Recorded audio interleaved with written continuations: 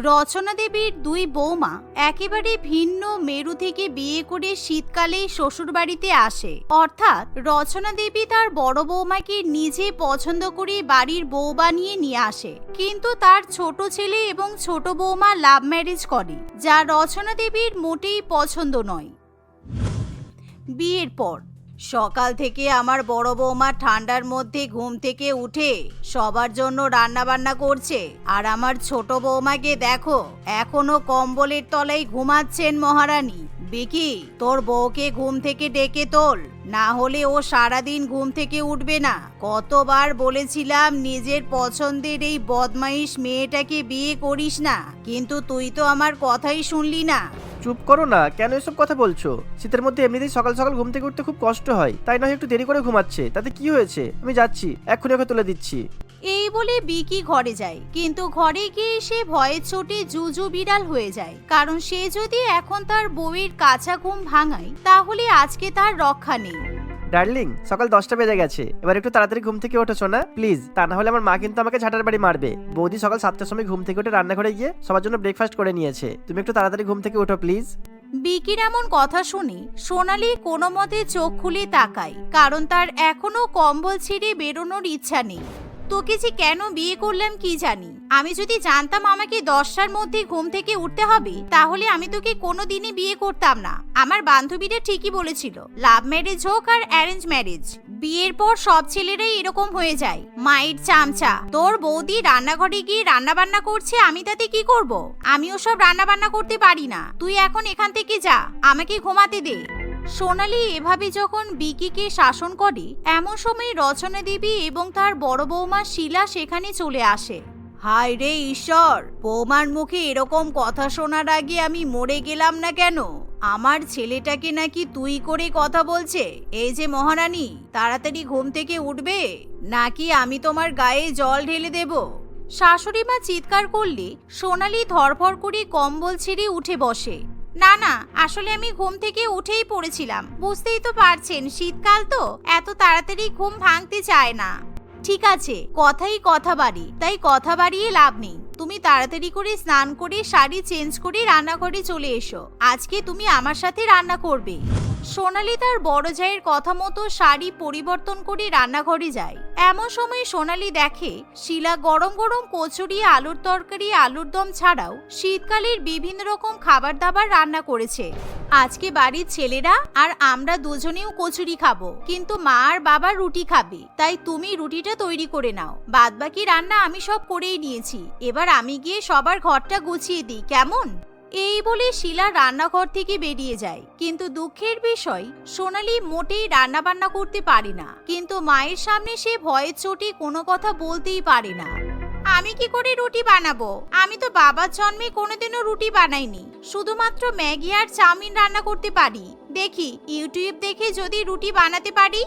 সোনালি YouTube খুলে রুটি বানানো শিখতে শুরু করে, কিন্তু সে কোনো মতে আটা মাখলেও গোল রুটি কিছুতেই বেলতে পারে না। প্রত্যেকটা রুটি সে টেরা বেঁকা বেলে ফেলে। কোনো মতে পোড়া রুটি বানানোর পর সে নিজের পছন্দ মতো বিভিন্ন রকম শীতকালীন সবজি দিয়ে ম্যাগি বানায়।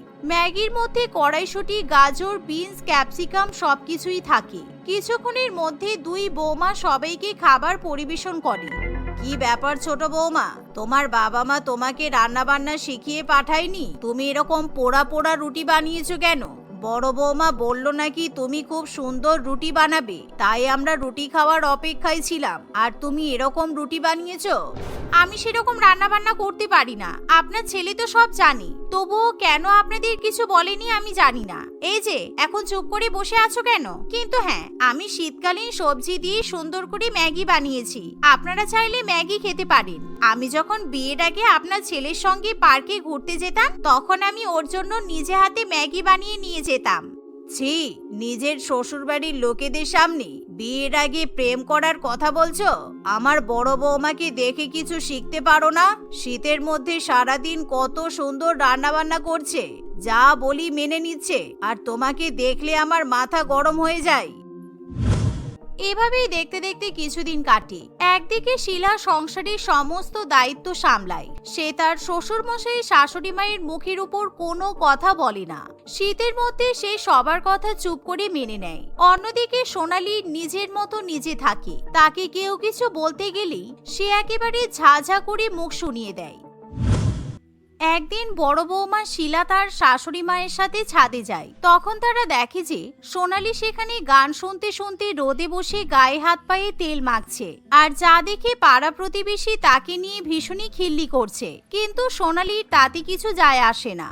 তুমি কি করছো সোনালী? এরকম ছাদে বসে তোয়ালে পরে কেউ তেল মাখে নাকি? যাও বাথরুমে গিয়ে পরিষ্কার করে তেল মেখে স্নান করে নাও। তুমি বাড়ির বউ, পাড়া প্রতিবেশীরা তোমাকে নিয়ে হাসাহাসি করছে। এটা তো উচিত নয়, বলো। আমাকে কিন্তু তুমি বেশি উচিত অনুচিত বলতে এসো না। আমি কোনো অসভ্যতামির কাজ করছি না। রোদের মধ্যে শীতকালে ছাদে বসে তেল মাখছি, এতে খারাপের কি আছে? তুমি যখন তোমার বুড়ো শ্বশুর মশাইয়ের গায়ে হাত পায়ে তেল মাখিয়ে দিচ্ছ, তখন তোমার লজ্জা লাগে না? কিংবা তোমার শ্বশুর মশাইয়ের লজ্জা লাগে না ওনাকে ওনার বউ তেল মাখিয়ে দিই? ওনার বউ তো এখনো আছে। তুমি এত খারাপ কথা বলতে পারলে ছোট বৌমা? আমার স্বামী বড় বৌমার বাবার মতো হয়। সে না হয় একটু বুড়ো বাবার হাতে পায়ে তেল মাখিয়ে দিয়েছে, এতে খারাপের কি আছে? না, খারাপের হবে কেন? কিন্তু তবুও ওনার তো বয়স হয়েছে, তাই ওনার নিজের সম্মান নিজের কাছেই রাখা উচিত। ঠিক আছে, যান এখান থেকে। আমি এখন ছাদে বসে আরাম করে তেল মাখছি, আমাকে কিছু বলতে আসবেন না। সোনালীর মুখে এরকম কথা শুনে তার শাশুড়ি মা এবং বড় জায়ের খুবই খারাপ লাগে। তারা বুঝতে পারে সত্যি সোনালীর সঙ্গে কথাই পেরে ওঠা সম্ভব নয়, তাই তারা চুপচাপ নিচে নেমে যায়। কিন্তু বিকিকে সবসময় তার মা সোনালীকে নিয়ে কথা শোনায়, তাই বিকিরও এত কথা শুনতে ভালো লাগে না। সেও এখন সংসারের প্রতি বিরক্ত হয়ে ওঠে। এভাবেই দেখতে দেখতে বেশ কিছুদিন কেটে যায়, কিন্তু রচনা দেবী সবসময় তার বড় ছেলে এবং বড় বৌমার প্রশংসা করে। এমনই একদিন, আজকে আমার বড় বৌমার জন্মদিন, তাই আমার বড় বৌমা সবাইকে ভালো ভালো রান্না করে খাওয়াবে, তাই না বড় বৌমা?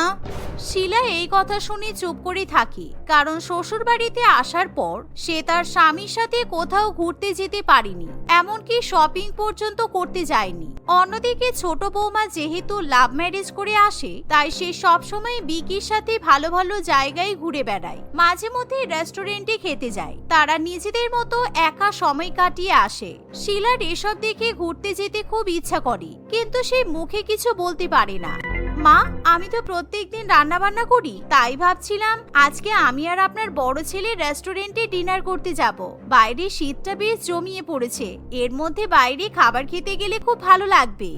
তুমিও কি ছোট বৌমার মতো তোমার গায়ে হাওয়া লাগিয়ে ফেললে নাকি জন্মদিন বলে হাতির 5 পা দেখছো? কোনো বাইরে গিয়ে খাওয়া দাওয়া করতে হবে না। তুমি বাইরে গিয়ে খাওয়া দাওয়া করলে আমাদের জন্য রান্না বান্না কে করবে? তোমার ছোট জায়ের দ্বারা তো রান্না বান্না হয় না, কারণ সে তো নিজের রূপচর্চা করতেই ব্যস্ত। শাশুড়ি মা এই কথা বললে শিলার খুব খারাপ লাগে। এভাবে সে নিজের জন্মদিনের দিন তার শ্বশুর বাড়ির লোকেদের জন্য রান্না বান্না করে, তাদের সেবা যত্ন করে, কিন্তু বড় বৌমার জন্য কেউ একটা কেক পর্যন্ত নিয়ে আসে না, যা দেখে সোনালীরও খুব খারাপ লাগে। এভাবেই দেখতে দেখতে আরো কিছুদিন কাটে। এরই মধ্যে একদিন ছোট বৌমার জন্মদিন চলে আসে।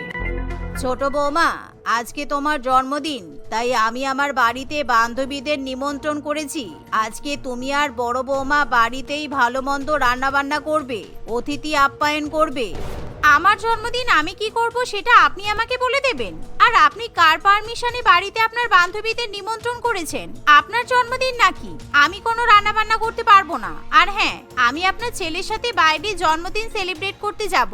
আমরা 5 স্টার হোটেল বুক করে নিয়েছি, ওখানেই আমরা সারাদিন থাকবো, খাওয়া দাওয়া করব, আনন্দ করব। আপনাদের কিন্তু ওখানে কোনো মতে অ্যালাউ করা হবে না। হ্যাঁ মা, সোনালী একদম ঠিক কথাই বলেছে। এই শীতের মধ্যে আমার বউ বাড়ির কোনো কাজ করতে পারবে না, তার উপর আজকে ওর জন্মদিন। আর এমনিও আমি সবসময় দেখেছি তুমি বড় বৌদিকে খুব খাটাও, আর আমার বউকে তুমি এরকম ভেবো না, বুঝেছো? তোর এত বড় সাহস, তুই তোর বউয়ের হয়ে কথা বলছিস? আমার বড় বৌমা অনেক ভালো, আমার বড় ছেলেও আমার মুখের উপর কোনো কথা বলে না। এই কারণে দেখে শুনে বিয়ে করে নিয়ে আসা উচিত। অ্যারেঞ্জ ম্যারেজ লাভ ম্যারেজের থেকে অনেক ভালো। রচনা দেবী এই বলে সবার সামনে ইচ্ছা করে কান্নাকাটির নাটক শুরু করে দেয়, কারণ সে কিছুতেই তার ছোট ছেলে এবং ছোট বৌমাকে বাড়ির বাইরে গিয়ে জন্মদিন পালন করতে দিতে চায় না। এমন সময় বড় ছেলে জয় বলে, মা তুমি এরকম কান্নাকাটি করছো কেন? ভাই একদম ঠিক কথাই বলেছে, কারণ আমি প্রত্যেকদিন দেখি এই শীতের মধ্যে তুমি ওর বউকে দিয়ে বাড়ির সব কাজ করিয়ে নাও। তুমি বসে বসে আরাম করো, ওকে একটু সাহায্যও করো না। আর আমি ছোট বৌমার কথা বলছি না, কারণ ও তো কাজ করতেই পারে না, কিন্তু বাড়িতে 2 বউ আসার আগে তুমি তো এরকম ছিলে না, তুমি নিজের মতো সব কাজ করে নিতে, কিন্তু এখন তোমার কি হয়েছে? বড় ছেলের মুখে এরকম কথা শুনে রচনা দেবীর মাথা একেবারেই ঘুরে যায়, কারণ সে বুঝতে পারে বিয়ের পর ছেলেরা আর আগের মতো নেই। অ্যারেঞ্জ ম্যারেজ হোক কিংবা লাভ ম্যারেজ হোক না কেন, স্ত্রীদের সঙ্গে যখন খারাপ ব্যবহার করা হয় তখন স্বামীরা তাদের হয়ে কথা বলতে বাধ্য হয়। আমি তোমার কথা শুনে অ্যারেঞ্জ ম্যারেজ করেছিলাম, কিন্তু তাই বলে আমি বুঝতে পারিনি তুমি বিয়ের পর আমার বউকে বাড়ির চাকরানি বানিয়ে দেবে। এই শীতের মধ্যে বাড়ির কাজ করতে করতে ব্যাচেলির জ্বর চলে এসেছে, শরীর খারাপ হয়েছে, তবুও তোমার কোনো মায়া দয়া নেই।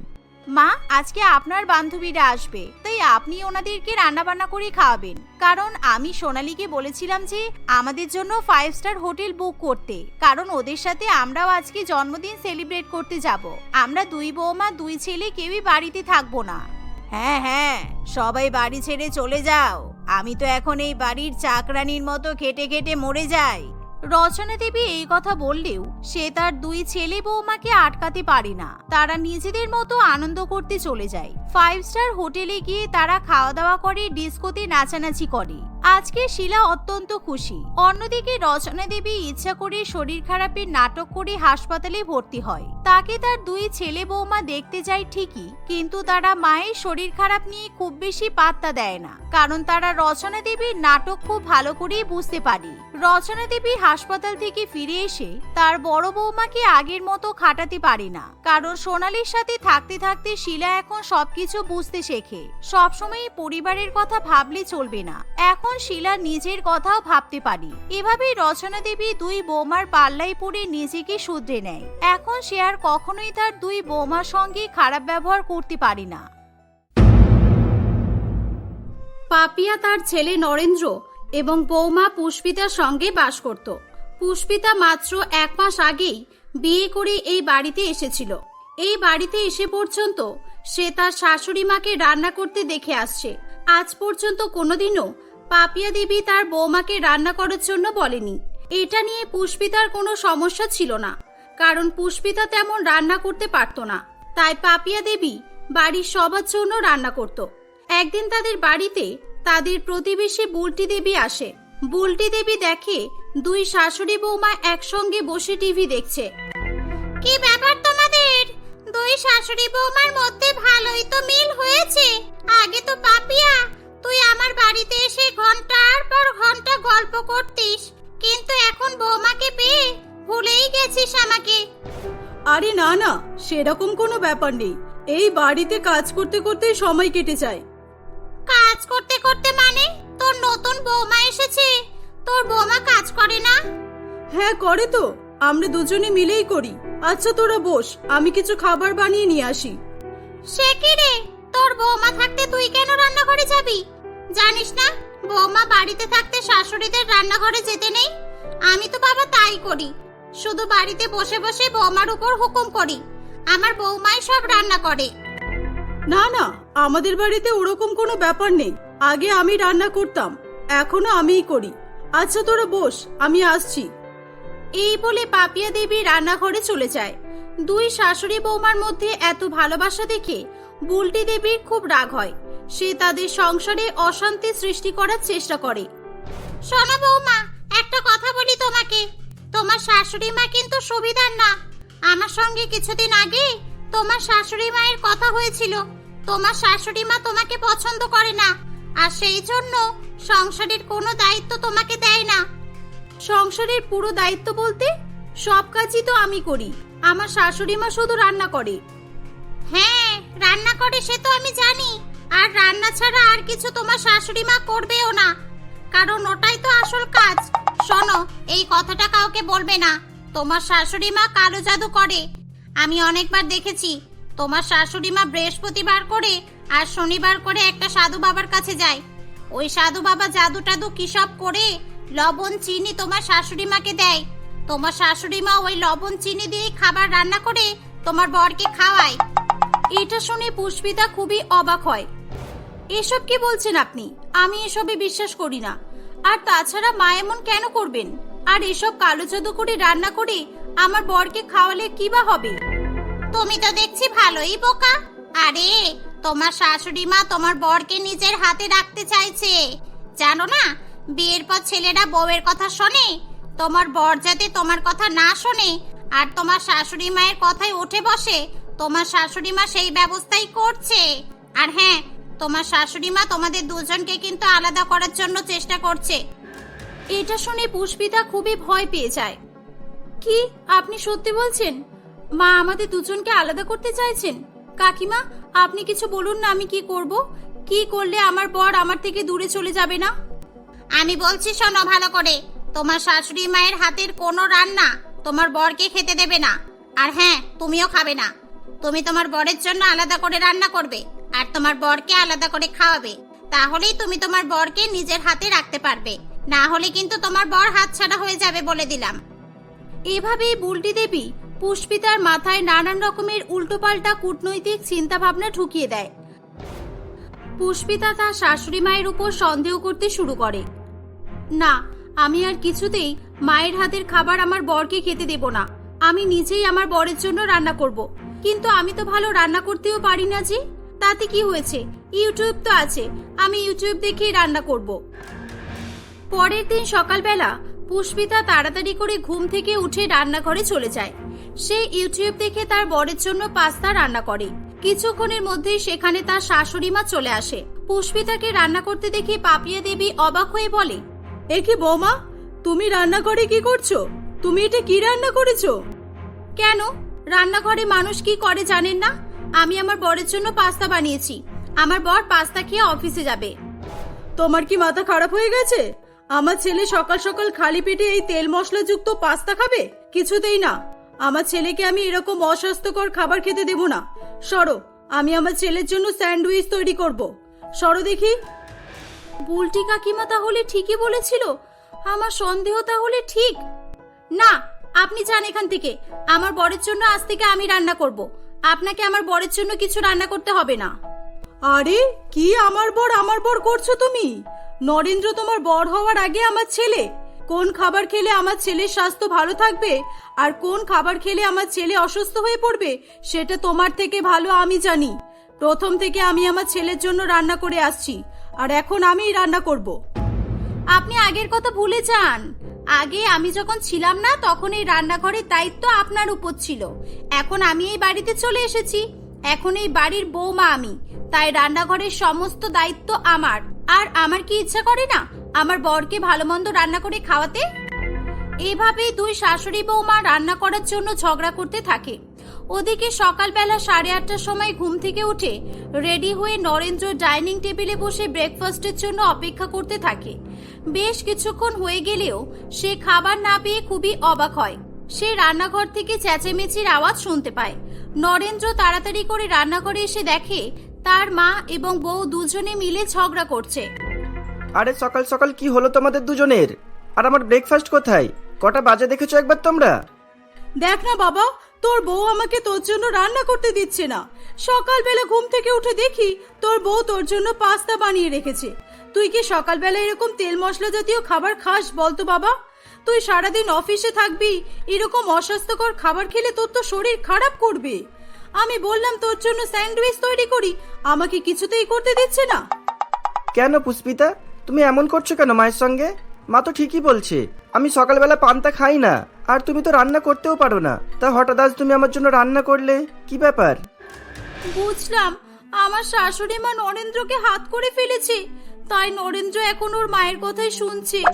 আমি রান্না করতে পারি না তাতে কি হয়েছে? রান্না করে শিখছি তো আমি পাস্তা বানিয়েছি, আর তোমাকে আজকেই পাস্তা খেয়ে অফিসে যেতে হবে। পুষ্পিতা, পাগলের মতো কথা বলো না। সকালবেলা আমি পাস্তা খাবো না। মা, তুমি আমার জন্য স্যান্ডউইচ তৈরি করো। পুষ্পিতার মনে হয় মাথা খারাপ হয়ে গেছে। এটা শুনে পুষ্পিতার মনে আরো বেশি সন্দেহ ঢুকে যায়। পাপিয়া দেবী নরেন্দ্রের জন্য স্যান্ডউইচ তৈরি করে দেয় এবং নরেন্দ্র সেটা খেয়ে অফিসে চলে যায়। কিছুক্ষণ পরে শাশুড়ি বৌমার মধ্যে আবার রান্না করা নিয়ে ঝগড়া শুরু হয়। সকালে আপনি ব্রেকফাস্ট তৈরি করেছিলেন, আর আপনার ছেলে আপনার হাতে তৈরি ব্রেকফাস্ট খেয়ে অফিসে গিয়েছিল, কিন্তু দুপুরের লাঞ্চ এবার আমি তৈরি করব। দুপুরবেলা নরেন্দ্র বাড়িতে খেতে আসবে, তার আগেই আমি সব রেডি করে রাখবো। জানি না আজকে তোমার মাথায় রান্না করার ভূত চেপেছে কেন। ঠিক আছে, আমিও দেখি তুমি কেমন রান্না করো। রান্না করার জন্য এমন লাফালাফি করছো, বাবা রে বাবা। পুষ্পিতা ইউটিউব দেখে নানান রকমের খাবার রান্না করে। দুপুরবেলা নরেন্দ্র অফিস থেকে লাঞ্চ করতে বাড়িতে আসে। পুষ্পিতা তাকে নিজের হাতে খাবার খেতে দেয়। নরেন্দ্র খাবার খেয়ে বলে, ইস কি বাজে খাবার, এই খাবারগুলো একটুও ভালো হয়নি। কোনটাতে নুন বেশি, কোনটাতে ঝাল বেশি, কে রান্না করেছে এগুলো? এগুলো তো মায়ের হাতে রান্না বলে মনে হচ্ছে না। এটা শুনে পুষ্পিতা খুবই রেগে যায়। হ্যাঁ আমি জানি তো, তুমি তো সবসময় তোমার মায়েরই গুণ গাইবে। তোমার মা যে তোমাকে নুন খাইয়েছে, তাই না? মা নুন খাইয়েছে মানে? কি বলছো তুমি? তোমার কি সমস্যা বলো তো? সকাল থেকে তুমি অদ্ভুত ব্যবহার করছো। যাক বাদ দাও, এই খাবারগুলো এখান থেকে নিয়ে যাও। আর মা, তাড়াতাড়ি করে আমার জন্য কিছু একটা রান্না করে নিয়ে এসো তো, আমার খুব খিদে পেয়েছে, খেয়ে অফিসে যেতে হবে তাড়াতাড়ি। দেখলে, আমি বললাম না আমার ছেলে তোমার হাতের খাবার খাবে না। শুধু শুধু ঢং ঢং করে রান্না করলো। দাঁড়া বাবা, তুই বস, আমি এখনই তোর জন্য রান্না করে নিয়ে আসছি। বুঝেছি, আমার শাশুড়ি মা নিশ্চয়ই ইচ্ছে করে আমার খাবারগুলো নষ্ট করে দিয়েছে, যাতে নরেন্দ্র আমার হাতের খাবার খেতে না পারে। আমি যে করেই হোক আমার বরকে আমার জল্লাদ শাশুড়ি মায়ের হাত থেকে রেহাই করেই ছাড়বো। সেদিনের পর থেকে পুষ্পিতা রোজ রোজ রান্না করার জন্য তার শাশুড়ি মায়ের সঙ্গে ঝগড়া করতে থাকে। আসলে পুষ্পিতা সত্যি সত্যি ভালো রান্না করতে পারতো না, তার তৈরি করা খাবার খাওয়ার যোগ্য হয়ে উঠতো না। আর সেই কারণেই মোহন তার হাতে খাবার খেতে পছন্দ করতো না। পুষ্পিতা এই ব্যাপারটাকেই কালো জাদুর প্রভাব বলে মনে করত, তাই সে প্রত্যেকদিন তার শাশুড়ি মায়ের সঙ্গে ঝগড়া করত। এরকম ভাবে বেশ কয়েকদিন চলতে থাকে। একদিন নরেন্দ্র বিরক্ত হয়ে বলে, আরে তোমাদের দুজনের সমস্যাটা কি বলো তো? তোমরা সব সময় রান্না করা নিয়ে ঝামেলা করো কেন? অন্যান্য বাড়িতে শাশুড়ি বৌমারা রান্না করতে চায় না বলে ঝগড়া হয়, আর আমাদের বাড়িতে তো ঠিক তার উল্টোটাই হচ্ছে। তোমরা দুজনেই তো রান্না করতে পারো, আমি তোমাদের দুজনের রান্নাই খেয়ে নেব। না, তোর জন্য শুধু আমি রান্না করব, তোর বউ রান্না করতে পারে না। ওর হাতের রান্না আমি তো খেতেই পারি না। আর তুই বল না, তোর কার হাতের রান্না পছন্দ, তোর বউয়ের হাতের না আমার হাতের? হ্যাঁ মা, এটা তো তুমি ঠিকই বলেছো। পুষ্পিতা ঠিকঠাক ভাবে রান্না করতে পারে না। আর পুষ্পিতা, তোমার কি সমস্যা বলো তো? তোমার শাশুড়ি মা তোমাকে এত ভালো সুযোগ দিচ্ছে, রান্না করে দিচ্ছে, তবুও তোমার হচ্ছে না। সবাই তো এরকম শাশুড়ি মা পাওয়ার জন্য তপস্যা করে। যখন রান্না করতে পারো না, তখন কেন শুধু শুধু তুমি রান্না করতে যাও? অনেক হয়েছে, আর নয়। তোমার মা তোমাকে পুরোপুরি হাতে করে নিয়েছে, দেখতেই পাচ্ছি। তুমি সব সময় তোমার মায়ের কথা শোনো, আমার কোনো কথা শোনো না। আর এগুলো কেন হচ্ছে তুমি জানো? এগুলো কালো জাদুর প্রভাবে হচ্ছে। তোমার মা তোমার উপরে কালো জাদু করেছে, যাতে তুমি আমার থেকে দূরে সরে যাও। আর দেখলে, এখন এরকমই হচ্ছে। তুমি কখনোই আমাকে সাপোর্ট করো না, সব সময় তোমার মায়ের গুণ গাও। এটা শুনে পাপিয়া দেবী এবং নরেন্দ্র দুজনেই অবাক হয়ে যায়। কি, আমি কালো জাদু করেছি? এগুলো তোমাকে কে বললো? তোমার কি মাথা খারাপ হয়েছে নাকি বলো তো? কে বলবে? আপনার কাছের বন্ধু বুলটি কাকিমা আমাকে সব বলেছে। কোনো শাশুড়ি মায়ের রান্না করতে চায় না। আপনি বোধহয় এই পৃথিবীর একমাত্র শাশুড়ি মা যে বৌমাকে রান্না করতে দেয় না, নিজেই রান্না করে। এটার পেছনে তো নিশ্চয়ই কারণ আছে, তাই না? পুষ্পিতা, তুমি একজন শিক্ষিত মেয়ে, তুমি সব কালো জাদুতে বিশ্বাস করো? তুমি লোকের কথা শুনে বাড়িতে ঝগড়া সৃষ্টি করছো? বৌমা, তুমি আমাকে এতটা খারাপ ভাবলে? প্রথমত, কালো জাদু বলে কিছু হয় না। আর দ্বিতীয়ত, আমি তোমাকে আমার মেয়ে মনে করেছিলাম। আমি ভেবেছিলাম অন্য বাড়ির বৌমাদের মতো আমি আমার বৌমাকে শাসন বারণের মধ্যে রাখবো না। আমি আমার বৌমাকে নিজের মেয়ের মতো করে ভালোবাসবো। সেই জন্য আমি তোমার উপর থেকে চাপ কমানোর জন্যই নিজেই রান্না করার দায়িত্বটা নিয়েছিলাম। আর তুমি এটাকে ছি। মা, পুষ্পিতার এতে কোনো দোষ নেই, সম্পূর্ণ দোষ বুলটি কাকিমার। বুলটি কাকিমা পুষ্পিতার মাথার মধ্যে সব ঢুকিয়েছে, আর তারপর থেকেই রান্নাঘর নিয়ে তোমাদের দুজনের মধ্যে ঝগড়া শুরু হয়েছে। চলো, আমি এখনই সমস্ত কিছু ক্লিয়ার করে দিচ্ছি। নরেন্দ্র তার মা এবং বউকে নিয়ে বুলটি কাকিমাদের বাড়িতে যায়। তিনজনকে একসঙ্গে দেখতে পেয়ে বুলটি কাকিমা খুব ভয় পেয়ে যায়। একি, তোমরা তিনজন একসঙ্গে, কি ব্যাপার? তুই আমার বৌমাকে কি বলেছিস? আমি আমার ছেলের উপর কালো জাদু করি? আমার সংসারে আগুন লাগিয়ে কি আনন্দ পেলি তুই? কি লাভ হয়েছে তোর, বল? আমি কিছু করিনি, আমি কাউকে কিছু বলিনি। তোরা কি বলছিস?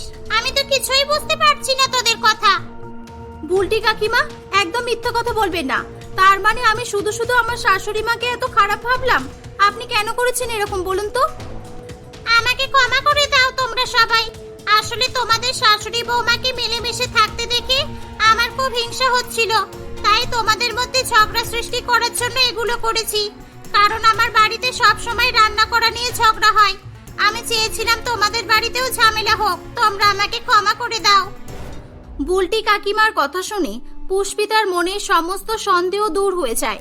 অন্যের কথা শুনে নিজের সংসারে অশান্তি সৃষ্টি করার জন্য সে তার শাশুড়ি মায়ের কাছে ক্ষমা চায়। পরের দিন থেকে তারা সবাই আগের মতো মিলেমিশে থাকতে শুরু করে।